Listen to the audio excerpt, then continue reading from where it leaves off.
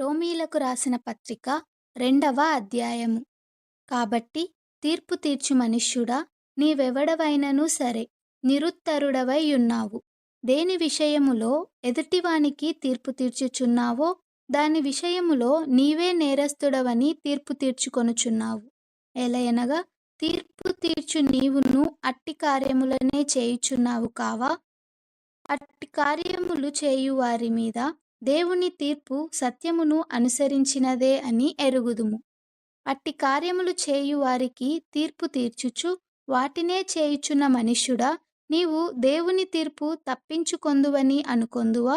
లేదా దేవుని అనుగ్రహము మారుమనస్సు పొందుటకు నిన్ను ప్రేరేపించుచున్నదని ఎరుగక, ఆయన అనుగ్రహైశ్వర్యమును సహనమును దీర్ఘశాంతమును తృణీకరించుదువా? నీ కాఠిన్యమును మార్పు పొందని నీ హృదయమును అనుసరించి ఉగ్రత దినమందు దేవుని న్యాయమైన తీర్పు బయలుపరచబడు దినమందు నీకు నీవే ఉగ్రతను సమకూర్చుకొనుచున్నావు. ఆయన ప్రతివానికి వాని వాని క్రియల చొప్పున ప్రతిఫలమిచ్చును. సత్క్రియను ఓపికగా చేయుచు మహిమను ఘనతను అక్షయతను వెదుకువారికి నిత్యజీవమునిచ్చును. అయితే భేదములు పుట్టించి సత్యమునకు లోబడక దుర్నీతికి లోబడు వారి మీదికి దేవుని ఉగ్రతయు రౌద్రమును వచ్చును. దుష్కార్యము చేయు ప్రతి మనుష్యుని ఆత్మకు మొదట యూదునికి గ్రీసు దేశస్థునికి కూడా శ్రమయు వేదనయు కలుగును. సత్క్రియ చేయు ప్రతివానికి మొదట యూదునికి గ్రీసు దేశస్థునికి కూడా మహిమయు ఘనతయు సమాధానమును కలుగును. దేవునికి పక్షపాతము లేదు. ధర్మశాస్త్రము లేక పాపము చేసిన వారందరూ ధర్మశాస్త్రము లేకయే నశించెదరు. ధర్మశాస్త్రము కలిగిన వారై పాపము చేసిన వారందరూ ధర్మశాస్త్రానుసారముగా తీర్పు నొందుదురు. ధర్మశాస్త్రము వినువారు దేవుని దృష్టికి నీతిమంతులు కారుగాని ధర్మశాస్త్రమును అనుసరించి ప్రవర్తించువారే నీతిమంతులుగా ఎంచబడుదురు. ధర్మశాస్త్రము లేని అన్యజనులు స్వాభావికముగా ధర్మశాస్త్ర సంబంధమైన క్రియలను చేసిన ఎడల వారు ధర్మశాస్త్రము లేని వారైనను తమకు తామే ధర్మశాస్త్రమైనట్టున్నారు.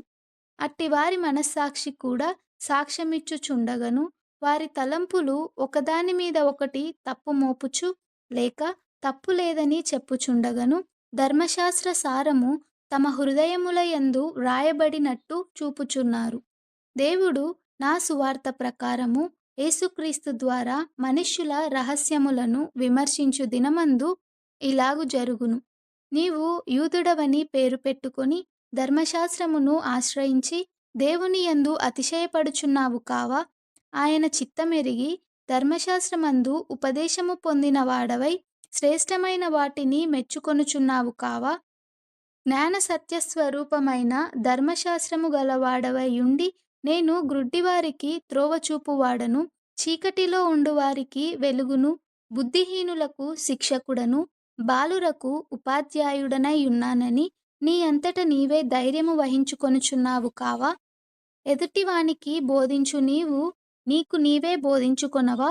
దొంగిలవద్దని ప్రకటించు నీవు దొంగిలెదవా? వ్యభిచరింపవద్దని చెప్పు నీవు వ్యభిచరించెదవా? విగ్రహములను అసహ్యించుకొను నీవు గుళ్లను దోచెదవా?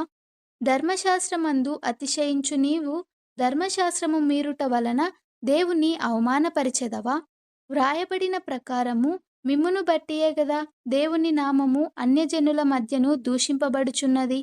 నీవు ధర్మశాస్త్రమును అనుసరించి ప్రవర్తించువాడవైతివా? సున్నతి ప్రయోజనకరమగును గాని ధర్మశాస్త్రమును అతిక్రమించువాడవైతివా? నీ సున్నతి కాకపోవును. కాబట్టి సున్నతి లేనివాడు ధర్మశాస్త్రపు నీతి విధులను గైకొనిన ఎడల అతడు సున్నతి లేనివాడై యుండియు సున్నతి గలవాడుగా ఎంచబడును గదా. మరియు స్వభావమును బట్టి సున్నతి లేనివాడు ధర్మశాస్త్రమును నెరవేర్చిన ఎడల అక్షరమును సున్నతియు గలవాడవై ధర్మశాస్త్రమును అతిక్రమించు నీకు తీర్పు తీర్చడా? బాహ్యమునకు యూదుడైన వాడు యూదుడు కాడు. శరీరమందు బాహ్యమైన సున్నతి కాదు. అయితే అంతరంగమందు యూదుడైన వాడే యూదుడు. మరియు సున్నతి హృదయ సంబంధమైనదై ఆత్మయందు జరుగునదే గాని అక్షరము వలన కలుగునది కాదు. అట్టి వానికి మెప్పు మనుష్యుల వలన కలుగదు, దేవుని వలననే కలుగును.